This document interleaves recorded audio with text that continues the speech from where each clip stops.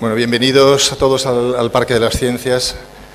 Muchísimas gracias por acompañarnos. Y en primer lugar, muchísimas gracias a Francesco Tonucci, a Frato, por querer acompañarnos hoy en este acto. Gracias también a las entidades que han apoyado esta iniciativa. Me acompañan en la mesa María del Mar Romera, que es fundadora de la Asociación Pedagógica Francesco Tonucci, está aquí a mi derecha, Enrique Hernández Salas, que es gerente de la Fundación Granada Educa, del Ayuntamiento de Granada y de la Universidad de Granada. Agradezco también a la Universidad de Granada su colaboración con este proyecto, con la Facultad de Ciencias de la Educación, y a la Delegación de Educación de la Consejería de Educación de la Junta de Andalucía, que se incorporará en unos momentos. Bien, no voy a cometer el error de presentar a Francesco Tonucci en una sala como esta, en la que la práctica totalidad de quienes están aquí lo conocen, y por lo tanto, simplemente para situar la sesión, voy a decir un par de cosas que me parecen importantes sobre él. En términos informáticos, y si no se enfada Francesco, yo diría que Francesco es una persona multitarea, ¿no? Por un lado es un pensador, pero por otro lado es también un activista. Por un lado es un escritor, pero también es un dibujante, ¿no? Con ese otro alter ego de Frato, ¿no? Es una persona que desde hace muchos años está iluminando, ¿no?, la tarea de todos aquellos que desde hace años también hemos querido hacer de la educación, en el sentido más amplio de la palabra, pues nuestra tarea, nuestra profesión, nuestra tarea vital. Francesco Tonucci, saben todos ustedes que es investigador del Instituto de Psicopedagogía del Consejo Nacional de Investigaciones Científicas de Italia, y yo guardo muy buenísimos recuerdos de la visita, del trabajo con él en el laboratorio que tenía en el Zoo de Roma, cuando empecé a comprender esa línea que separa y que a veces se une lo que es la investigación científica, el pensar, estudiar la realidad, y como él hacía, tratar de transformar la realidad. Es algo que posiblemente muy pocos investigadores científicos tienen esa doble tarea. Yo recuerdo cuando allí veía cómo se trabajaba sobre la circulación de la sangre o sobre las transformaciones de los productos, sobre la fermentación, todas aquellas experiencias. Quizás lo mejor que podemos hacer para conocer la obra de Francesco, aparte de escucharlo hoy, es leer sus libros. Yo creo que es altamente recomendable. Desde la escuela como investigación, que posiblemente fue uno de los hitos, ¿no?, que todos leímos, a los 3 años investiga, con ojos de niños, enseñar o aprender, la ciudad de los niños, cuando los niños dicen basta, etcétera, etcétera, etcétera. Por lo tanto, bueno, sin más que agradecerle a Francesco que nos haya acompañado tanto tiempo, que nos haya dado instrumentos científicos para comprender el mundo y para comprender a los niños y para comprender la tarea educativa, por darle las gracias por habernos inspirado y darle las gracias por habernos transmitido su entusiasmo y también su confianza en que la educación es la tarea más importante de todas. Muchísimas gracias, Francesco, y tienes la palabra. Muchas gracias, Ernesto. No han pasado 2 años que yo visité esta sala con Ernesto cuando se había inaugurado de hace poco, y le dice, bueno, quizás que un día no pueda tener una conferencia en esta sala, y hoy se cumple este deseo, y creo en la manera mejor posible, con estos compañeros aquí en la mesa, con María del Mar por un lado y Ernesto del otro lado, los 2 amigos más queridos que tengo en Granada, a pesar de todos los demás. Y no estoy en las mejores condiciones, me levanté de la cama hace 2 días, y por lo cual estoy todo tapado, pero espero igualmente de poder pasar con vosotros esta tarde una horita reflexionando sobre este título inquietante, como puede ser la escuela para mañana. Es inquietante porque esconde un problema o varios problemas. Parece que la escuela que tenemos no es buena para mañana. Y probablemente si no es buena para mañana es difícil que sea buena para hoy. El punto de pregunta es dudar, estamos dudando que la escuela que tenemos sea suficiente. Efectivamente, esto es un tema que en nuestros países, Italia y España, se está discutiendo mucho. A los dos. Estereofónico. Para decir que soy efectivamente... Es que una cosa que no he dicho, que es que, aunque parezca increíble, hemos recibido llamadas de países como Argentina, Colombia, Perú, etcétera, que por favor querían conectarse en streaming con esta conferencia. Al final, el acuerdo que hemos hecho es grabarla y volcarla mañana en Internet. Y por eso queremos que se te oiga bien. Muy bien. Siempre más complicado.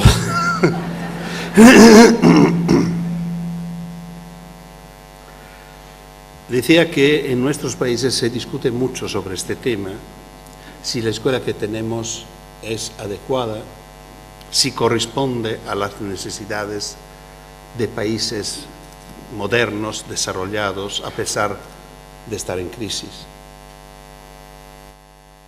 Si era mejor la escuela de antes. Muchas veces oímos hablar de esto, los profesores de una vez, los profesores de antes eran mejores profesores, la escuela de antes funcionaba mejor, los alumnos de antes eran mejores de los alumnos de hoy. Yo creo que esta es una cuestión mal puesta, a pesar que yo tenga muchas dudas, que a esta pregunta del título tenemos que dar una respuesta afirmativa, que es verdad, tenemos que pensar a otra escuela para mañana, pero esta comparación con la escuela de ayer yo creo que no es correcta. Yo me acuerdo muy bien la escuela que frecuenté y yo creo que puedo ser un testigo de la otra escuela, uno de los últimos alumnos de la otra escuela que yo frecuenté justo después de la última guerra mundial. Porque después las cosas han cambiado rápidamente. Y lo que caracteriza más que todo la escuela de mi infancia es pensar que era una escuela para pocos. Mis compañeros de clase, como 30 niños y no niños y niñas, porque era dividida para género, empezamos, se puede decir que en esta temporada después de la última guerra casi todos los niños italianos empezaban la escuela primaria, pero solo la empezaban. Yo perdí la mayoría de mis compañeros a lo largo de 3-4 años. Repetían una vez, 2 veces y se iban, se perdían. Llegamos al final de los 5 años. Había un examen para pasar al ciclo medio, o si no, se iban por el ciclo profesional, formación al trabajo. Bueno, yo creo que pasamos al ciclo medio como 4 o 5 de mis compañeros, de 30. Era una escuela para pocos.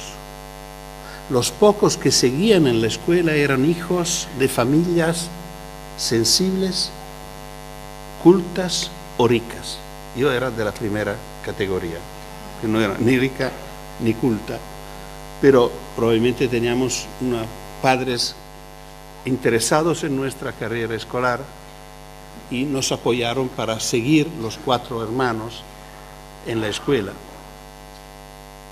Pero la mayoría eran hijos de familias fuertes. Y lo que más interesante notar era que eran hijos de familias que ofrecían las bases culturales a sus hijos. Era dentro de la familia que los niños aprendían lo que significaba leer y escribir. No tanto porque los padres enseñaban a leer y escribir, sino porque leían. Leían por sí mismos, por su trabajo, por su placer, y leían a los niños. Era costumbre acompañar a los niños a la noche leyendo un libro. Estos niños tenían costumbre de adultos que leían altavoz para ellos. Eran niños que veían sus padres escribir cartas, recibir cartas, escribir documentos, a veces, me imagino, escribir novelas o no sé qué. Eran hijos que participaban a un debate continuo sobre lo que iba ocurriendo en el mundo. Iban con sus padres a conciertos, exposiciones de arte, teatro, iban de viaje, de turismo. Eran niños que en su familia ponían las bases culturales. Estas familias a la escuela pedían de completar la obra que habían empezado. Y por esto se entiende por qué era tan rara esta escuela. Yo tenía 2 notas de lengua, una de italiano y una de caligrafía. Era importante para los niños de esta escuela, que se presumía que iban a ocupar dentro de unos años papeles importantes en la sociedad, tanto en roles sociales, políticos, culturales o académicos o económicos.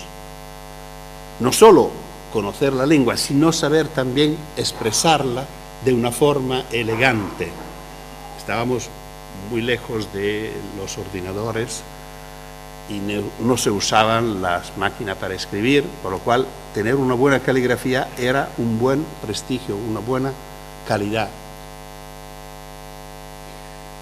Una escuela que nos proponía una historia lejana. Se estudiaban los fenicios, los griegos, los latinos, porque la historia contemporánea se hacía en la familia. Se estudiaba la geografía exótica. Todo esto da la idea de una escuela que completaba una formación, daba algo más.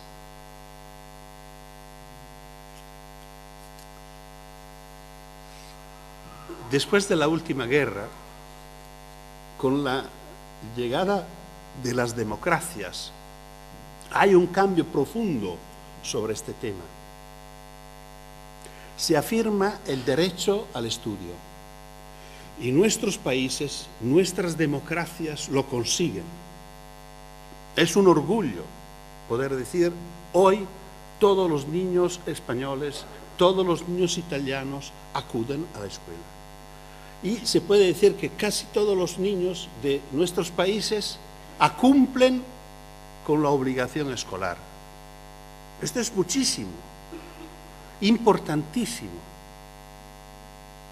Pero el tema que se ha quedado, y para mí esto es el tema más profundo, que necesita este cambio, es que la escuela que hoy se ofrece a todos se ha quedado una escuela para pocos. Y esto crea un choque y un conflicto profundo. No ha cambiado profundamente la propuesta escolar. Sigue siendo elitaria, sigue siendo de historia lejana, de geografía exótica, sigue siendo una propuesta para niños que ya saben bastante y la ofrecemos a niños que no saben nada. Yo sigo oyendo frases como, lo siento señora, una frase de un maestro a una madre en este caso, lo siento señora, pero su hijo no me sigue. Lo siento señora, pero su hijo no se compromete. Lo siento, pero la familia no lo apoya. Y estas son frases inaceptables. Yo siempre digo, es como si oír esta frase en un hospital, un médico que diga a la mamá, dice, lo siento señora, pero su hijo está enfermo, no sé qué hacer. A lo mejor si era sano, no estaba en el hospital. Nosotros necesitamos escuelas para niños tontos. Necesitamos escuela para niños que no se interesen a la escuela. Necesitamos una escuela pública para los niños que no tienen una familia atrás. Esto es el desafío verdadero. Necesitamos una escuela para todos. El artículo 3 de la Constitución italiana no dice solo que todos los ciudadanos son iguales, sino que la República va a hacer lo que puede para remover, para sacar los obstáculos que se presentan a esta igualdad. Y claro que la escuela es uno de los instrumentos fundamentales de esta posibilidad de igualdad real entre los ciudadanos. ¿Funciona esta escuela? Bueno, dejo a Frato, mi compañero, la posibilidad de comentarlo. Me habría gustado preparar este PowerPoint de una manera más nueva, pero decidimos esta conferencia hace poco, mientras que yo estaba en la cama, por lo cual no he podido hacer mucho. Por lo cual, bueno, vamos a ver algunas pinceladas de Frato que nos comenta cómo a veces es una escuela. La guardería no es un perchero. Presentarse para conocerse. Bienvenido. Ahora nos presentaremos y así nos conoceremos mejor. ¿Tú quién eres? Me llamo Juan García, soy hijo único. Mi padre se llama José y es peluquero. Mi madre se llama Luisa y está en casa. Nací normalmente y he tenido el sarampión. He estado un año en la guardería y me lo pasé bien, pero no me gustaba el arroz blanco. Veo la televisión y juego con mis coches. A veces me hago pipí en la cama. Cuando seré mayor quiero ser astronauta. Bien, yo soy tu maestra.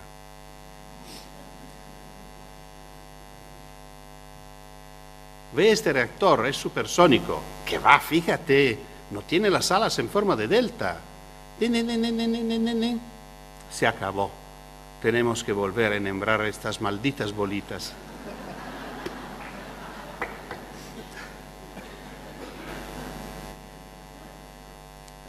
$100.000 granitos de arroz. ¿Qué tal va el mosaico de arroz de colores? Muy bien, gracias.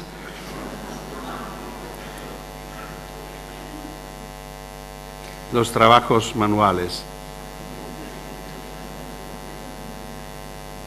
El punzón horroroso. Salidas instructivas. Niños, hoy saldremos, visitaremos el barrio. Vamos, en fila de a dos. Daos la manita, no os distraéis. No bajéis de la acera. Ahora volveremos a clase y cada uno dibujará lo que recuerde.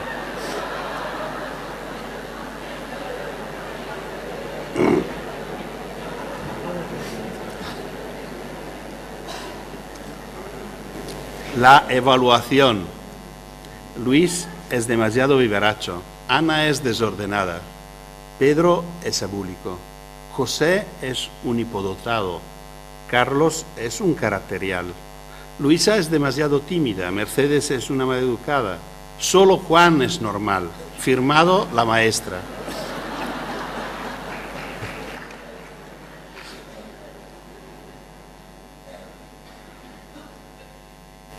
Esta es la difícil relación entre los distintos niveles escolares.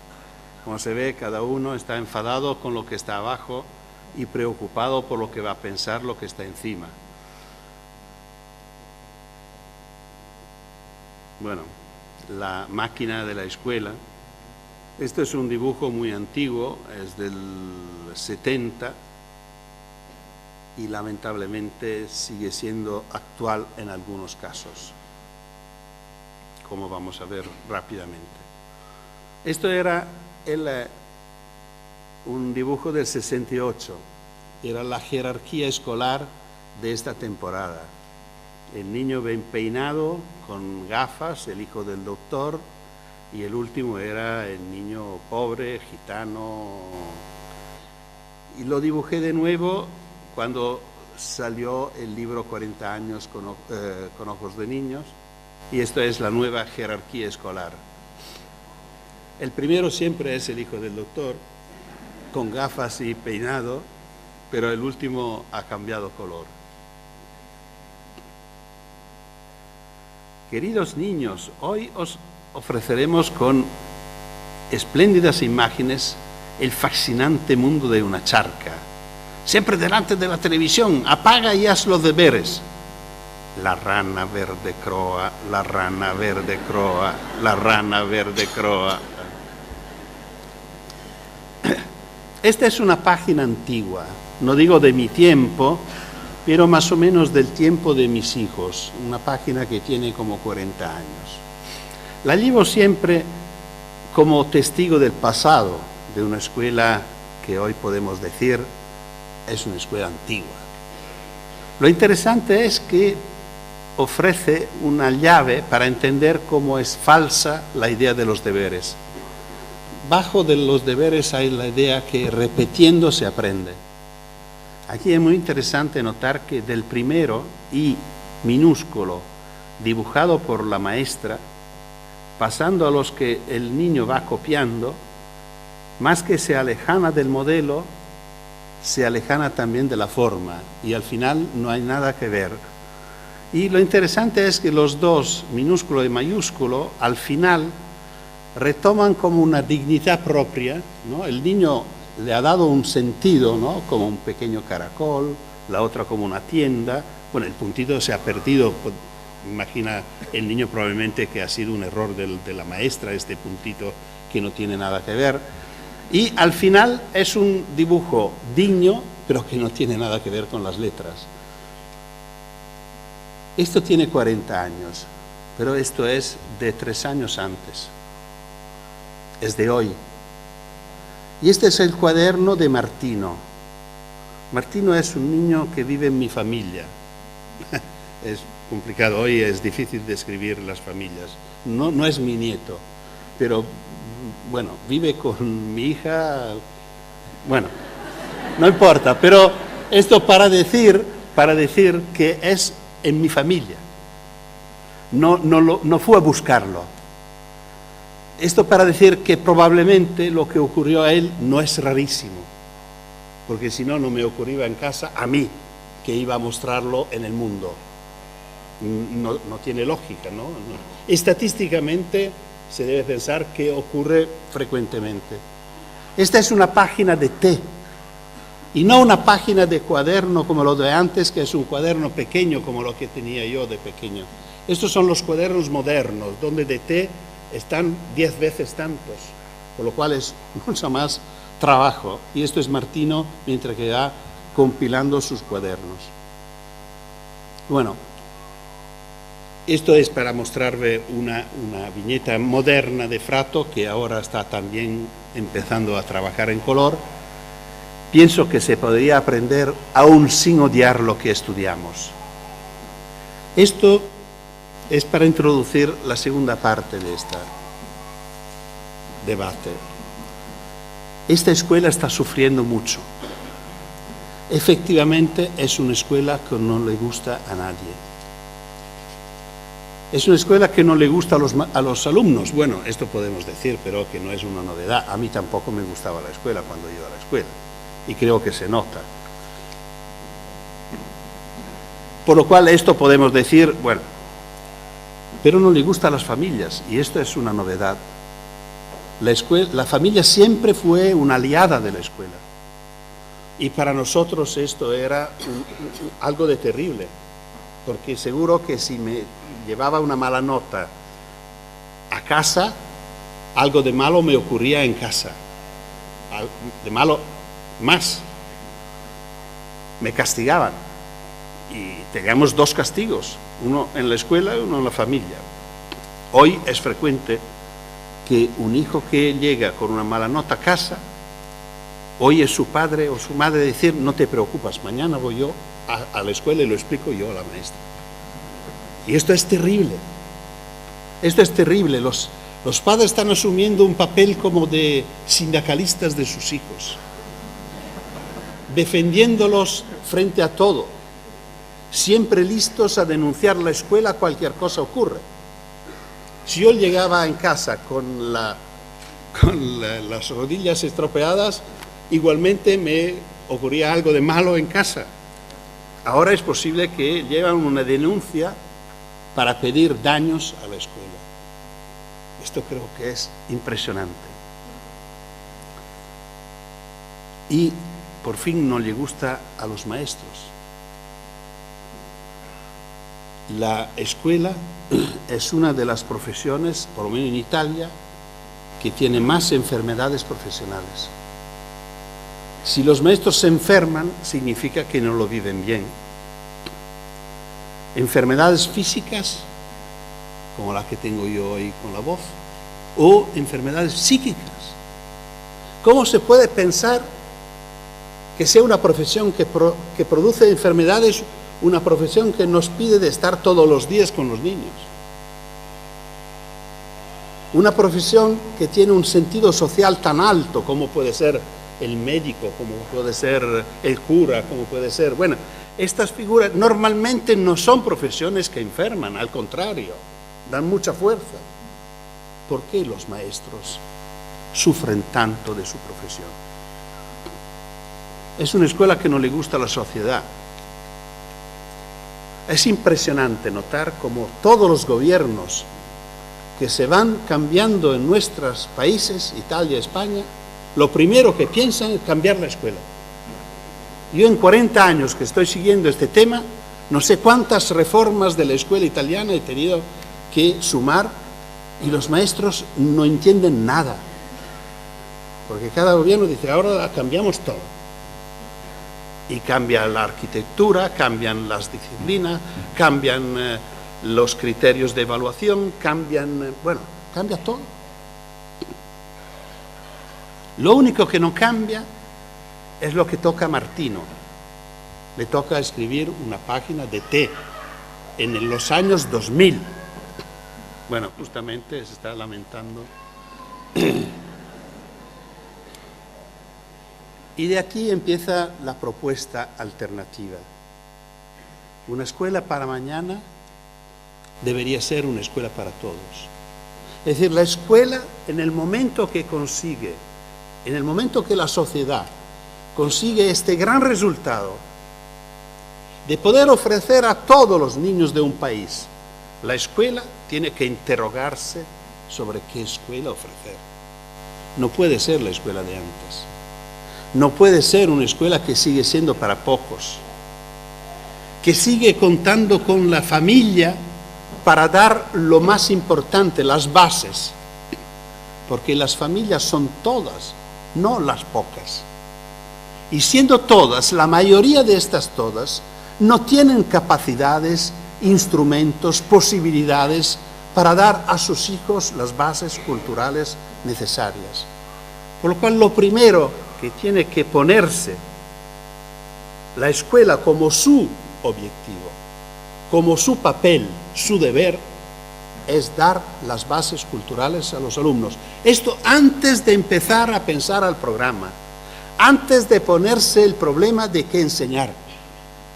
Ofrecerse como lugar que solo para entrar adentro el niño vive otro mundo. Un ambiente bello, rico,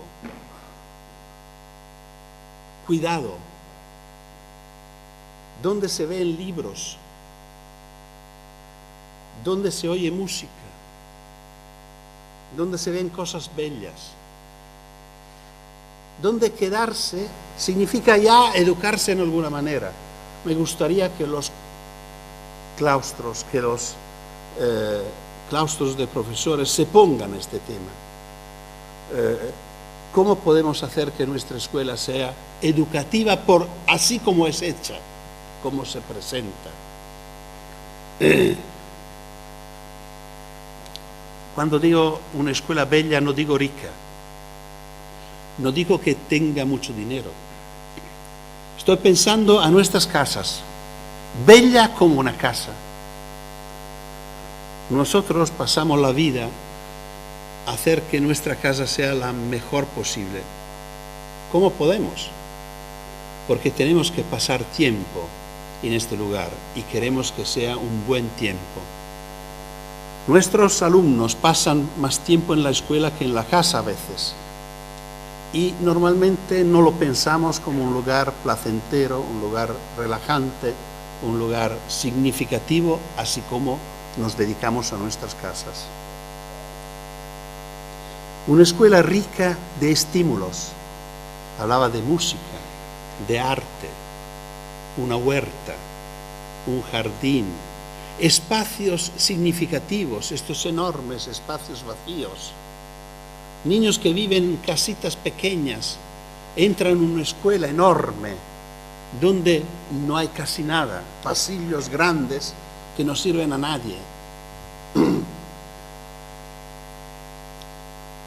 Un lugar donde los niños pueden escuchar la lectura a altavoz de parte de adultos. Esta es la única manera para entrar en la lectura, no hay otra.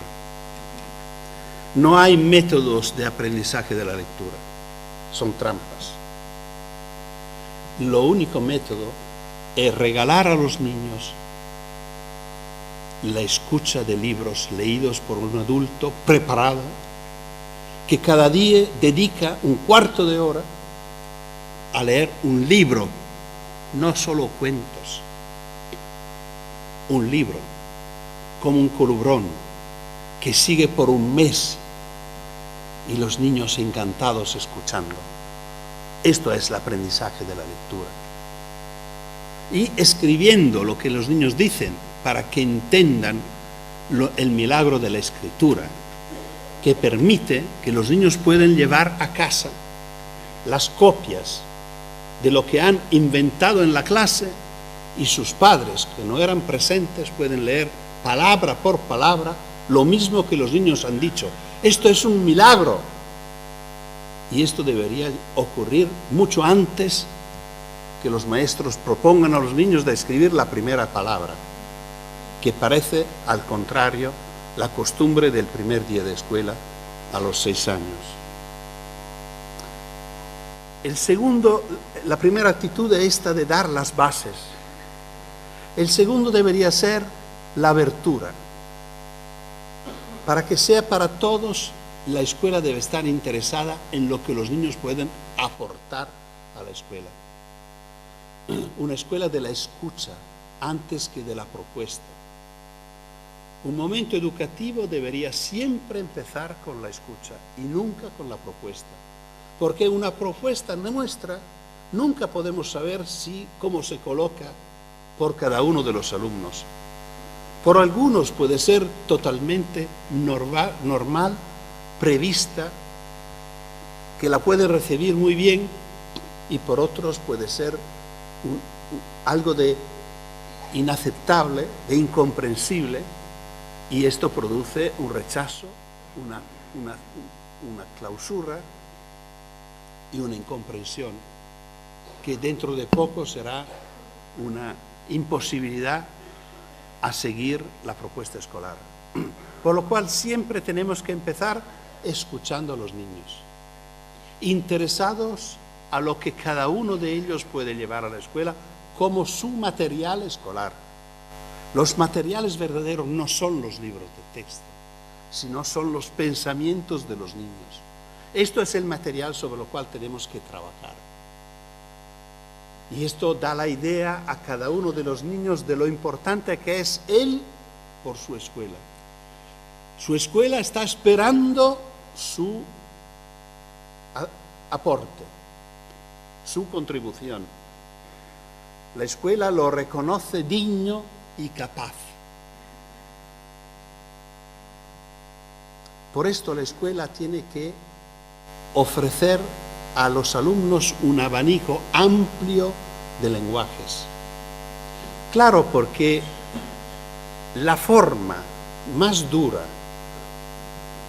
y que es muy difícil a darse cuenta, que la escuela utiliza para seleccionar los alumnos y para rechazarlos, es la selección de los lenguajes. Cuando la escuela dice, o no lo dice, pero lo hace, que lo más importante que todos es escribir y leer, o la ciencia, la matemática, y todo el resto vale poco, o vale nada. Claro, que ya hemos echado todos los que no están dentro de estos parámetros. Es muy interesante notar cómo, por ejemplo, todo lo que es manual y artístico, en la carrera escolar va disminuyendo con los años. En Italia tenemos el nivel más alto escolar, es el liceo clásico. Es lo que prepara a los intelectuales, los que prepara los universitarios de las facultades que una vez eran las más reconocidas, hoy mucho menos, como filosofía, letras y tal. Bueno, en el liceo no hay ninguna experiencia que se hace con las manos. No hay dibujo, no hay manualidad, no hay nada de nada, solo de cabeza. Esta es la escuela de la élite. Claro que esto indica una forma de evaluación. Al contrario, la escuela debería ofrecer lenguajes para todos. Por esto estoy pensando más a una escuela de talleres que a una escuela de aulas. A mí me gustaría mucho que desaparecieran las aulas y solo una escuela fuera compuesta de talleres. El taller de física, el taller de arte, el taller de música, el taller de lectura, el taller de biología, el taller, bueno. Y los niños pasan de un taller al otro. ¿Qué es lo que hacemos nosotros? Los artistas necesitan un lugar especial para vivir su experiencia. Yo en casa tengo 2 estudios, bueno, puedo permitirlo, a la edad que tengo. Y cuando dibujo voy en un lugar distinto de cuando escribo. Donde escribo tengo libros, tengo plumillas, matillas, lápices, el ordenador, bueno, todo lo que necesito, los diccionarios, lo que necesito cuando escribo. Y en el otro tengo colores, tengo mis cuadros, tengo tonterías, las cosas que recojo girando el mundo. Y entrando adentro ya me siento distinto. Yo, es como un juego que hago con mí mismo. Pero pensamos en los niños, el trabajo que tienen que hacer, cambiando de una hora a la otra, tienen que cambiar el chip, tienen que cambiar la manera de pensar, solo porque suena una campanilla, sale un señor y entra otro señor. Dice, no estamos haciendo lengua, estamos haciendo matemática, es otra cosa. Bueno, pero el señor de lengua se ha ido hace 10 minutos y los niños no han tenido tiempo para cambiar todo. Ya cambiando lugar sería un poco más fácil, yo creo. Y ofrecer a niños distintas ocasiones distintas. Un taller de bicicleta donde se desmontan las bicicletas, un taller de carpintería, un taller de arte plástica, así como un taller de ciencia, un taller de matemáticas, un taller de lengua, de lectura. ¿Y esto por qué? Porque cada uno puede encontrar lo suyo.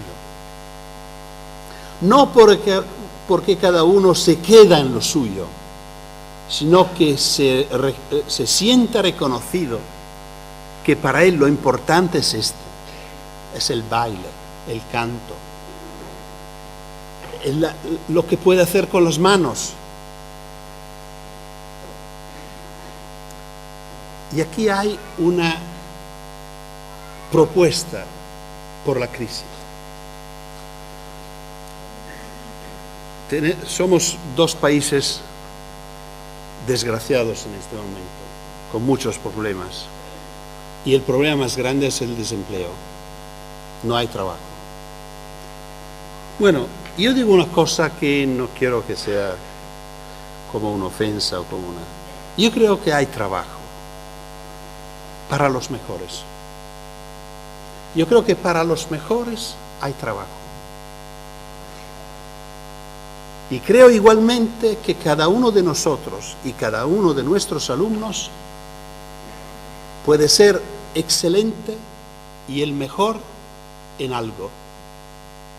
Esto es el desafío de la educación.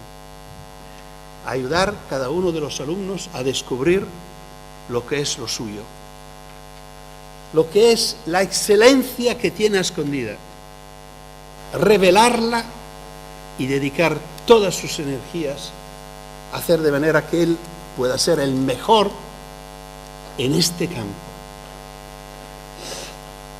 Creo que se note una polémica que con esto estoy expresando contra la orientación escolar que se funda sobre el estudio del mercado.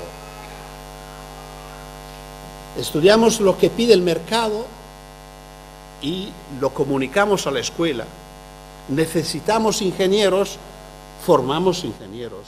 Necesitamos obreros, formamos obreros. No, por favor. Necesitamos personas felices. Esto es el desafío de la escuela. Esto es el desafío de la educación. Este es el desafío de nosotros, padres, y de nosotros, maestros. Si los alumnos serán felices, probablemente encontrarán trabajo, porque se puede ser felices si podemos realizar nuestras posibilidades, nuestros deseos, nuestras potencialidades.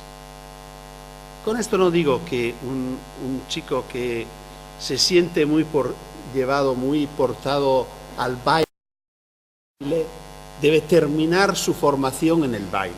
No. Yo estoy seguro que si lo reconocemos y la escuela valora sus capacidades en el baile, él tendrá el orgullo de recuperar también los otros dominios, porque quiere ser una persona reconocida y válida en un sentido más amplio. Esto no es posible si lo que sabe hacer mejor se niega diciendo esto no interesa a nadie, que es efectivamente lo que normalmente ocurre. Claro que dentro de esto estamos pensando en una escuela que no es una escuela dogmática, sino es una escuela científica, una escuela que educa a la investigación y no a la verdad. Enseña a los niños que la verdad no es para nosotros. Nosotros vamos acercándonos. Una escuela creativa, que sabe que cada problema tiene muchas soluciones posibles y la felicidad y el orgullo y la emoción de buscar otra vía, otro camino respecto a los que siempre han buscado las personas, negando una escuela que castiga a los niños que van buscando caminos nuevos. ¡Qué pena!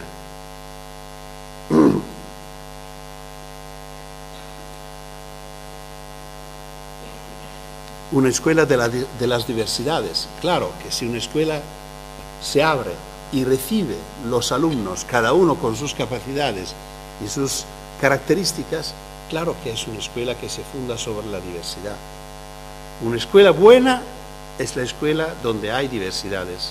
Por esto yo soy desde siempre partidario de la escuela pública. No porque tenga algo contra la escuela privada, pero porque la escuela privada muchas veces reduce las diversidades. Es una escuela para nosotros, para los que la piensan como yo, para los iguales y no para los distintos. Por esto siempre digo que la escuela mejor es la escuela pública más cercana de mi casa. Y siempre aconsejo a los padres de inscribir los hijos en la escuela más cerca. ¿Pero por qué más cerca? No es un criterio de calidad, porque dentro de poco puede ir solo. E ir solo a la escuela ya es algo de importante. Y claro que este tema de la diversidad que ahora nos hace pensar al tema de la multiculturalidad, pero es un camino largo. Lo decía empezando, que yo empecé mi carrera en una escuela de varones. La escuela tenía dos partes, totalmente separadas. las de las mujeres y de los hombres. Y era muy interesante la relación entre los dos géneros, porque los que eran mejores, a nosotros, cuando los mejores de nosotros nos llevaban a las mujeres, para mostrarnos los mejores a las mujeres. Pero igualmente los peores los llevaban las mujeres para dar vergüenza. Y el contrario también, era recíproco. Ahora niños y niñas están juntos, por suerte. Bueno, hay tonterías de alguien que cada cuando empieza a decir que tenemos que separarlos mejor porque funciona mejor. ¿Qué significa funciona? Bueno, no abrimos. Cuando yo iba a la primaria, los niños que tenían problemas escolares no estaban con nosotros, estaban en clases diferenciales. La idea era de tenerlos separados para entrenarlo, para devolverlo a la clase común. Nunca ocurrió esto. Y los niños que tenían discapacidades no estaban con nosotros. Y no estaban juntos en otro lugar, sino separados, los ciegos con los ciegos, los sordos con los sordos. Era profunda la idea de la igualdad. La escuela era para iguales, iguales. Tanto que los que no conseguían buenos resultados lo suspendían 1 año, 2 años, repetían y se iban. De manera que los que se quedaban eran iguales. Bueno, hemos pasado mucho tiempo, muchas peleas y afortunadamente conseguimos muchos resultados. Ahora están juntos mujeres y hombres, tontos y listos, oyentes y no oyentes como yo soy hoy por la noche, discapacitados y sanos, entre comillas, magrebí y españoles. Pero lo raro es que necesitamos y pretendemos que todos tengan la misma edad. Esta es la última defensa de la igualdad. No tiene ningún sentido. No tiene ningún sentido. Porque claro que si están juntos, niños listos y tontos, discapacitados y no discapacitados y tal, pero tienen todos 6 años, no significa nada. Un niño con problemas psicológicos de 6 años probablemente tiene una edad mental de 3. Y esto sería otra barrera que tenemos que superar. Mezclar las edades de manera que los niños pueden elegir con quién reconocerse, con quién ponerse al lado. Esto será, yo espero, otra batalla por otro momento. Y voy terminando. Antes de llegar al último punto, tengo que, con la ayuda de esta viñeta durísima de Frato, dichoso, que es lo que yo pensaba cuando iba a la escuela de pequeño. Todos los que veía en la calle, cualquier cosa hacían, pero sabía que no iban a la escuela, para mí eran dichosos. Porque lo único que tenía la condena era yo, que iba a la escuela. Un niño de 6 años, después de pocos meses de escuela, un niño de Bogotá, en Colombia, dice a su madre, y su madre me lo cuenta, mi hijo me ha dicho, yo quiero ir a la escuela 1 día para semana, porque esto es suficiente para aprender todo lo que me enseñan. Y los demás días los necesito para jugar. Esto me ha dejado muy sorprendido. Me parece un niño que había entendido mucho. Y hacía una crítica muy profunda. Él decía, pasamos demasiado tiempo dentro de la escuela. Si pensamos que los niños, los chicos, los jóvenes, pasan más que 10 años, casi 9 meses cada año,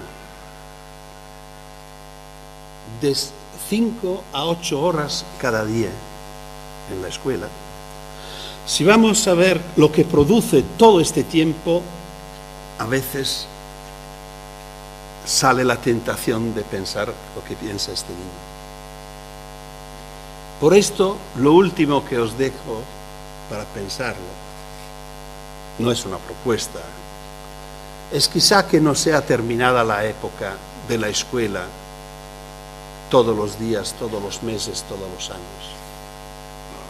Y que no tenemos que pensar a otro de distinto. Yo os llevo una experiencia que viví aquí en Granada la primera vez, 30 años antes, cuando nos conocimos con Mariluz y Ernesto en la gran escuela Huerta Alegre de Granada.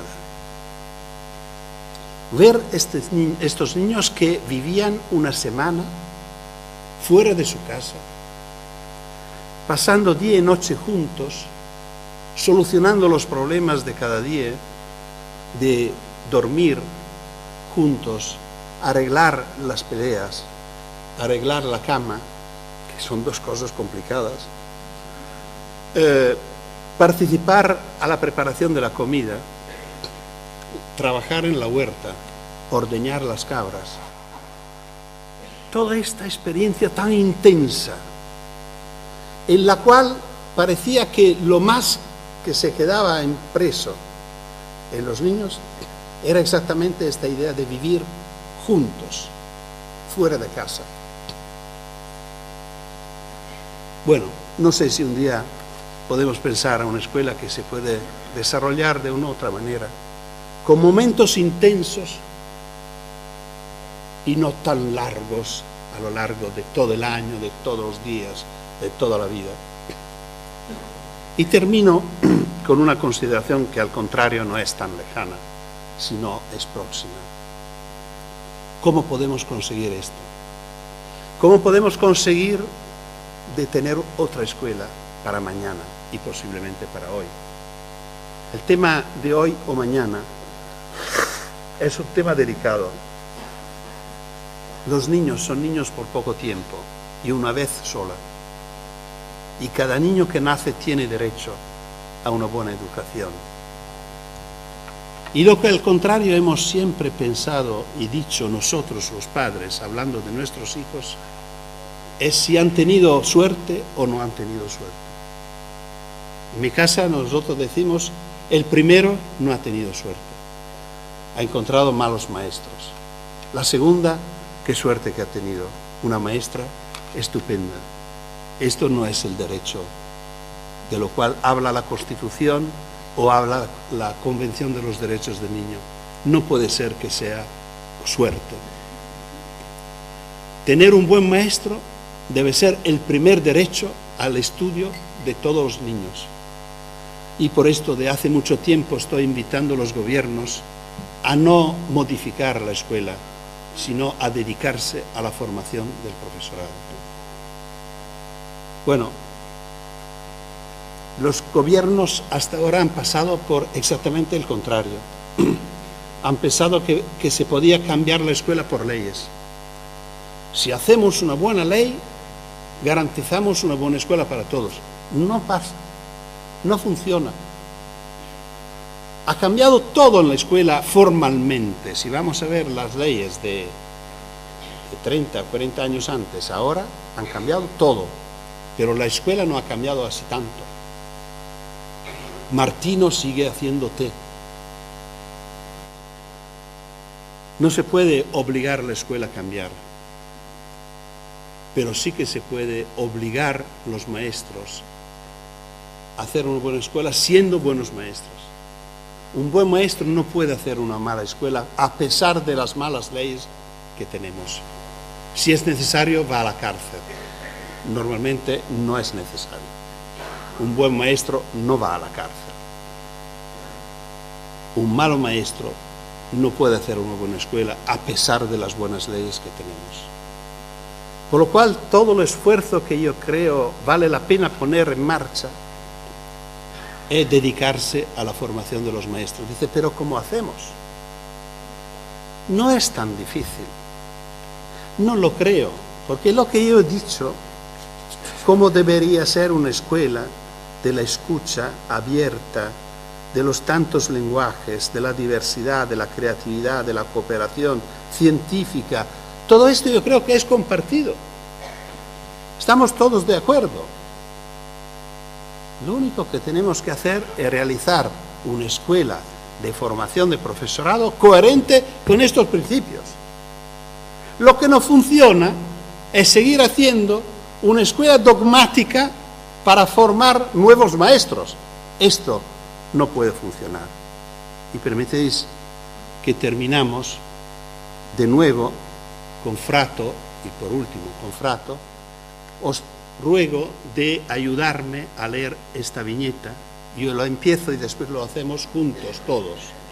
Estimados maestros, con estos nuevos programas se acaba la era de las cátedras, de los pupitres en fila y de las clases ex cátedra. Repitan todo conmigo. Estimados maestros, con estos programas se acaba la era de las cátedras en fila.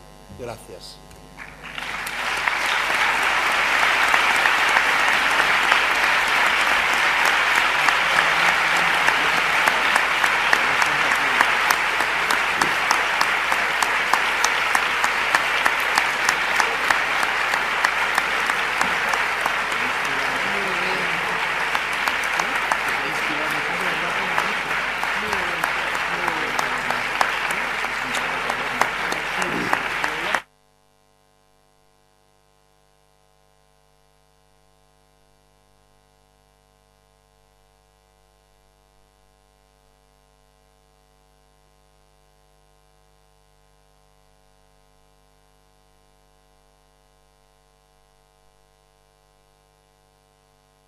Enfermo, fíjate si...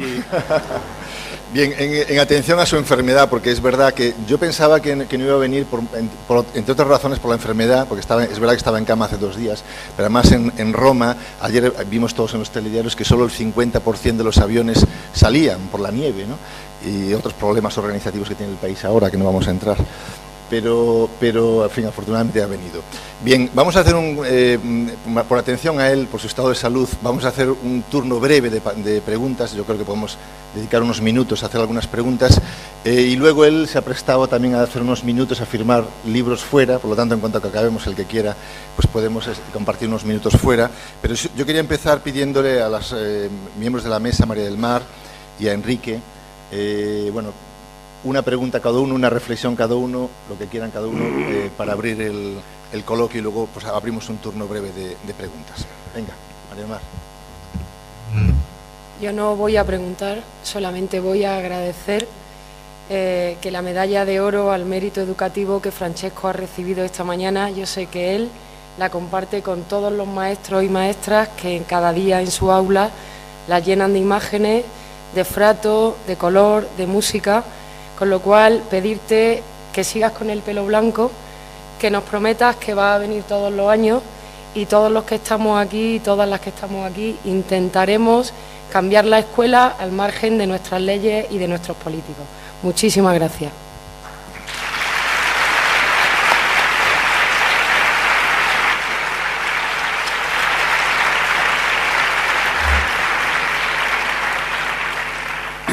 En fin. Muchas gracias por tu charla. La verdad es que he tomado buena nota de muchas de las comentarios y apuntes que has dejado aquí impreso en el aire, ¿no? Me gustaría simplemente hacerte una pregunta como padre. Yo creo que las familias hoy en día tienen muchas dificultades para enseñar a sus hijos, aunque le pongan voluntad, ¿no? Entonces, en ese aspecto me gustaría que pudieras profundizar o pudieras darnos algunas pistas de cómo podemos los padres o las familias hoy en día compaginar con las escuelas la formación o la crianza de nuestros hijos. Es un aspecto que me preocupa mucho. Gracias. Sí, esta es una inquietud, creo que no es nueva. Esto desde siempre ha sido el problema de los padres y una vez se hablaba mucho de esto entre padres y maestros. ¿Cómo hacemos para lo mejor que puede ser de nuestros hijos? Yo creo que vuelve lo mismo de antes que decía. Tenemos que adivinar lo que es mejor para nuestros hijos. Yo recuerdo, por ejemplo, un debate que hemos tenido mi mujer y yo con la sobre la carrera de nuestro hijo menor, que era un hijo no tan afortunado con la suerte que ha tenido en la escuela y que no le gustaba la escuela. Pero mi mujer decía, bueno, sería mejor que seguía en la escuela superior con un liceo, si no es clásico, que sea científico, pero bueno, siempre es un título importante. Y él deseaba hacer una escuela de arte. Y yo defendí mucho esta elección de Simone. Y hoy es un reconocido dibujante, tiene una pequeña editorial para niños, lo hace muy bien, recibe muchos premios, es decir, consiguió su sitio en la vida. Yo estoy muy contento de haber defendido esto yo creo que debe ser intentar adivinar lo que puede ser lo mejor para ellos y no para nosotros. Muchas veces aprovechamos de nuestros hijos para realizar nuestros deseos, esperando que sean lo que no hemos podido ser nosotros. Esto es una trampa, es una traición. Y con este objetivo, ponerse al lado de la escuela. Claro, la escuela y la familia son dos entidades distintas. No es correcto pensar que los dos piensan igual. Puede existir un conflicto, pero el conflicto es también positivo si nos ayuda a enriquecer la experiencia de los niños, que puedan vivir una experiencia en la escuela distinta de la que vive en la familia. Lo que no puede funcionar es que la familia se ponga en contra de la escuela o que la escuela se ponga en contra de la familia. Esto, por ejemplo, se nota mucho en las costumbres modernas de las familias. Ofrecemos a nuestros hijos un montón de ocasiones culturales, los cursos de la tarde, las escuelas de baile, de guitarra, de inglés, y para que puedan aprovechar de qué. Necesitan jugar, necesitan salir de casa, vivir la experiencia de riesgo, encontrar amigos nuevos, vivir la experiencia de saber cómo se entienden dos personas que no se conocen. Esta, no sé si lo habéis pensado, hoy por los niños de hoy es casi una experiencia imposible. Solo pueden socializar con compañeros preparados, o son los compañeros de clase, o son los hijos de los amigos de los padres. Con lo cual siempre es una socialización forzosa y controlada, en la cual no se puede arriesgar mucho, porque los padres se conocen. Lo que hacíamos nosotros de pequeños, haciendo lo que no se debía hacer, o por lo menos que los padres decían que no se debía hacer, y pero que han sido importantes experiencias para conocer el otro y para conocernos nosotros. Bueno, yo creo que el otro aspecto que yo aconsejo hoy mucho a mis colegas padres, siendo yo abuelo, es que arriesgarse un poco más, no tener miedo. Las ciudades donde vivimos no merecen el miedo que tenemos. Mejor tener un poco de miedo cuando son pequeños que tener desastres cuando son mayores, cuando son adolescentes. No hay maneras para enseñar a los niños a vivir, sino dejándolos vivir. Y esto creo que es algo que los padres de hoy tienen que pensarlo. Tengo miedo, bueno, no importa, déjalo. No se pueden acompañar los hijos a jugar, hay que dejarlos. Y es así. No es fácil, pero... Venga, pues vamos a abrir, muchas gracias Francesco, vamos a abrir, a ver si alguien tiene alguna pregunta. ¿Quién ha levantado? A ver. ¿Alguna intervención? A ver, pues allí hay una. ¿Quién? Sí.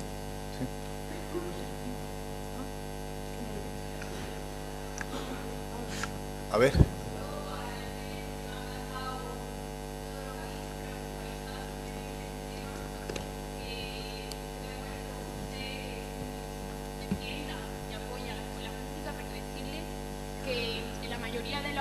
De los casos son también los centros privados, todos esos centros que intentan innovar para mantenerse vivos. Y son todos esos centros, como por ejemplo tipo Huerto Alegre, los que hacen que los niños, por motivación del profesorado, puedan vivir una gran experiencia y no dejen en un margen esa parte de la ley para que realmente el niño crezca y tenga una fortaleza en sus verdaderas habilidades. Esa escuela que ha sido simplemente una puntualización en la que, defendiendo por supuesto que usted apoye a la escuela pública que está al lado de casa, también creo que la escuela privada es una de las que lucha verdaderamente porque el niño tenga al finalizar su escolarización un resultado positivo y que creo que es bastante importante de reconocer. Bien, gracias. Sí, gracias por esta pregunta porque es muy española, así como mi propuesta era muy italiana. Es que en Italia tenemos una situación de escuelas muy distintas de aquí. La escuela en Italia es casi solo pública, menos que para la infantil. De la primaria por adelante, la escuela siempre es pública, menos las escuelas privadas, que casi solo son religiosas y normalmente son para grupos muy caracterizados o ideológicamente o socialmente. Normalmente son padres problemáticos, separados, que quieren una escuela donde no hay huelgas, bueno, por lo cual son escuelas muy conservadoras. Por esto mi posición fuerte a favor de la escuela pública. Para decirlo de manera más clara, no me interesa si la escuela es pública, privada o concertada. Es pública la escuela abierta, que la escuela sea abierta a todos y que reciba la diversidad. Esta es la escuela pública, a pesar de la gestión que tenga. Repito, defiendo una escuela pública, es decir, una escuela donde se puede encontrar una expresión verdadera y coherente de la sociedad donde vivimos. Muy bien, ¿alguna otra pregunta o aclaración? Allí, aquí en la tercera fila. Aquí en la tercera fila hay una mano levantada, ¿no está el otro micro? A ver, primero aquella y luego aquí en la tercera fila luego. A ver, sí. Pues agradecer de corazón cómo es capaz de... Me he sentido muy identificado con todo lo que usted ha comentado y creo que usted habla desde un conocimiento verdaderamente docente, ¿no? Con una experiencia creo que formidable, así por lo menos la he recibido yo, ¿no? Sin ánimo de echar balones fuera, pero sí profundizando un poco, y si usted tiene capacidad de llegar a los políticos, que son los que legislan y todas esas cuestiones, con todo lo importante que usted ha comentado y la cantidad de cosas que han tocado mi corazón sobre propios errores que yo me he dado cuenta que tengo que mejorar como docente, como profesor que soy, pero veo que a nivel político, o por entrar en el detalle a los maestros se nos tiene un poco como arregla todo, ¿no? Y lo que usted ha comentado de la formación, de invertir en formación de profesorado es que es así, es que hay muchos profesionales grandísimos que pueden llevar 25 o 30 años, que han estudiado la docencia, el magisterio de una determinada manera, y ahora mismo en ese ánimo igualatorio, que me parece estupendo por parte de los estados, ¿no? Pero nos encontramos en determinadas clases con cajones desastres, que siendo, bueno, la expresión en italiano, con mucha variedad dentro de nuestras clases, que con toda la buena intención con la que intentamos solucionarla, en ocasiones nos sobran papeleos y nos falta tiempo para poder dar la respuesta que cada uno individualmente de los alumnos que tenemos se merece. Y a mí me surge esa inquietud, ¿no? Que yo quisiera poder dar mucho más a esos nenes que tenemos de distintas culturas, pero y a nosotros llegan, nos meten a los alumnos, pum, y ahora ya que el maestro, como es muy listo y sabe mucho, él seguro que va a saber enseñarle, ¿no? Y ojalá pudiéramos nosotros enseñarle, pero nos faltan herramientas. Yo noto que nos faltan herramientas y que no hay nadie que nos la dé, que nosotros, eso sí, nos exigen muchísimos papeles, todo que legalmente, pero a la hora de poder decir, vamos a ver cómo este profesor que estamos metiendo un niño ruso, que ahora viene uno que tal, no, en ese aspecto, venga, tú lo metes, y tú ya seguro que sabes sacar para adelante a ese tipo de alumnos, ¿no? Entonces, creo que con todo lo que usted ha dicho, me ha parecido un punto en el que pues me ha tocado y que creo que quien sea tiene que ponerse las pilas, que no puede ser que los profesores arreglemos todos los problemas de todo y que nadie invierta ni un poco de dinero ni un poco de tiempo en nuestra formación, aun estando trabajando. Yo creo que ya, muy bien, muchísimas gracias por la pregunta. Vamos a coger esta última pregunta de aquí también de la tercera fila, así responde Francesco a las dos preguntas. Buena. Es una pregunta basada más en la experiencia familiar. Soy madre de 2 niños, he sido maestra también, aunque no estoy en activo ahora, pero me he encontrado situaciones en casa como que a la hora de ayudar a mi niño a las tareas, me encuentro comentarios del tipo, sí, mamá, pero es que la maestra dice que es así y no puede ser como tú dices. O mamá, no, es que está equivocada, es que esto no es así, porque la maestra dice o el profe dice que es así y hay que hacerlo así. Entonces yo como madre a veces no me quiero entrometer demasiado porque pienso que puedo perjudicar a mi hijo en clase. De hecho, a veces me ha llegado comentarios de mi niño de que es que he dicho en clase lo que me dijiste ayer y el maestro tal o la maestra tal. Entonces no sé a veces dónde está el límite entre el apoyo que podemos dar en casa como padres y lo que podemos creer que es mejor para nuestros hijos y el día a día o la realidad que ellos luego se encuentran en su aula, ¿no? A veces me encuentro un poco bloqueada, sobre todo cuando encuentro o escucho su respuesta de no, mamá, es que tú estás equivocada porque mi maestra me ha dicho que esto es así, ¿no? Muy bien, yo creo sí. Está ya clara está clara la pregunta. Bueno, creo que la primera pregunta no es una pregunta, yo comparto la dificultad que tienen los maestros y como decía, el tema debería... Yo creo que frente a tantas cosas que los maestros tienen que hacer que no es exactamente su deber primario, yo propongo la desobediencia civil.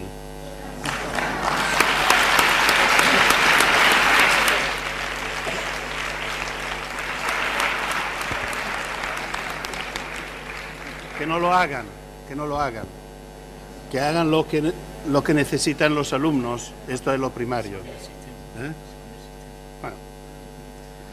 Y por el otro tema, entramos en un tema delicado que yo no toqué, que es el tema de los deberes. Yo estoy totalmente contrario a los deberes.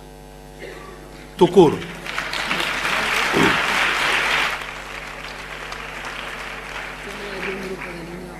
Los deberes son una trampa, una equivocación pedagógica. Se piensa que los deberes pueden ayudar a los niños débiles para dar fuerza a sus aprendizajes y ocurre exactamente el contrario. Los niños débiles no tienen ayuda en casa para dar fuerza a lo que no saben. Por lo cual, los niños que vuelvan a casa, uno bueno, un buen alumno, y otro malo alumno, es probable que el buen alumno, cuando llegue a casa, tenga una mamá preocupada, como usted dice que tiene que hacer, y tiene que pasar con estas contradicciones, que la maestra dice así, hay que hacerlo de esta manera. Claro que esto con creatividad, ciencia, no tiene nada que ver. Hay que hacerlo como dice la maestra, que es dogmática. Pero seguro que su hija o su hijo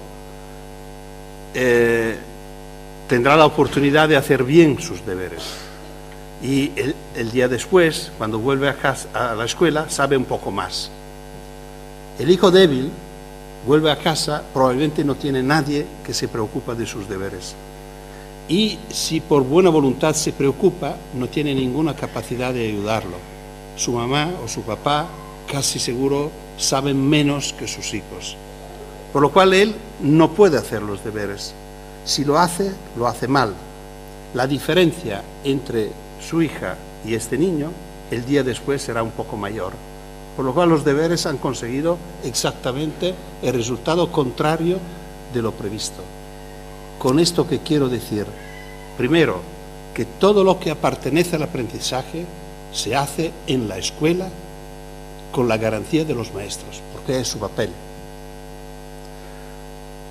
Y como son muchas las horas de escuela, deben ser suficientes para hacer todo lo que necesitamos para nuestros alumnos.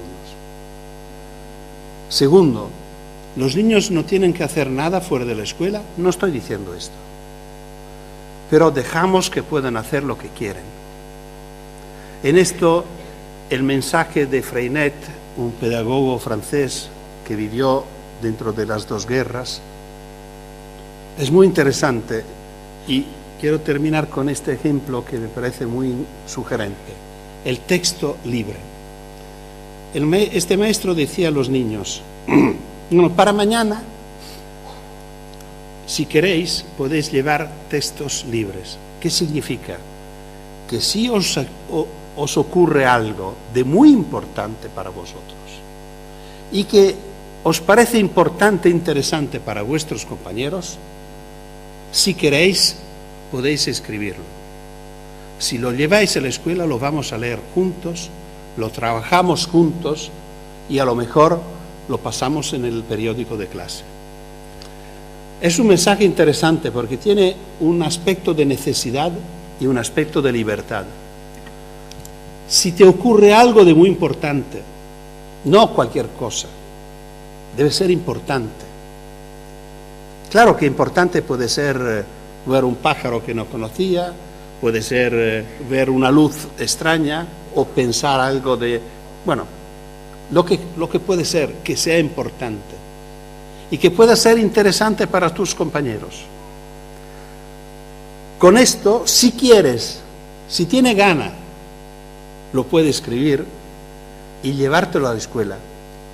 Por lo cual esto no es un deber, es un privilegio, es un regalo. La espera del maestro es que sean pocos a llevarlo, porque si son muchos, ni tenemos tiempo para leerlos.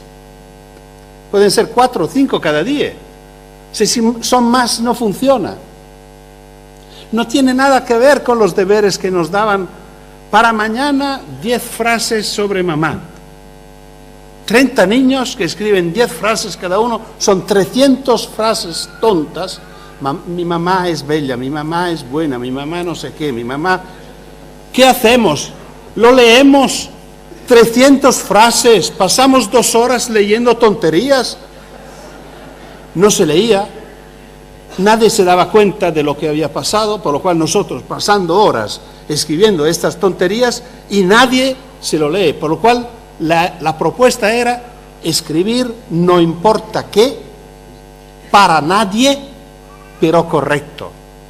La propuesta del texto libre es escribir solo si es importante, solo si lo quieres, y no importa cómo, porque lo vamos a corregir juntos.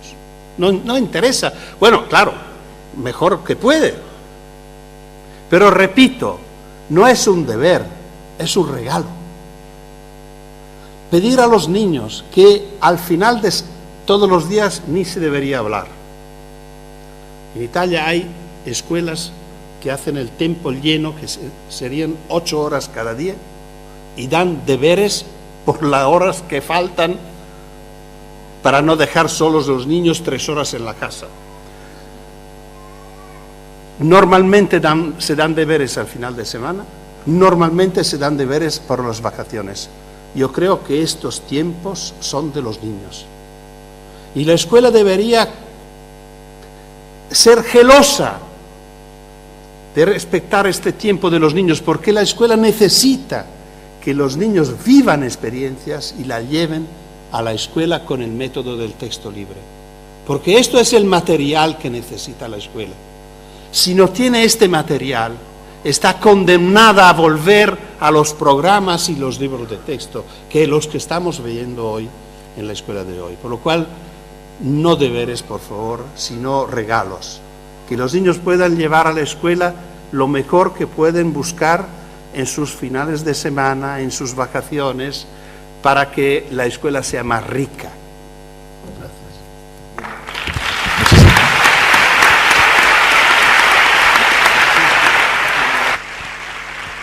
Muy bien, pues muchísimas gracias. Muchísimas gracias a todos ustedes por acompañarnos, por llenar este auditorio. Creo que Francesco no nos pone deberes, sino que nos hace regalos para que sigamos pensando y reflexionando sobre la mejor educación. Muchas gracias, hasta la próxima ocasión.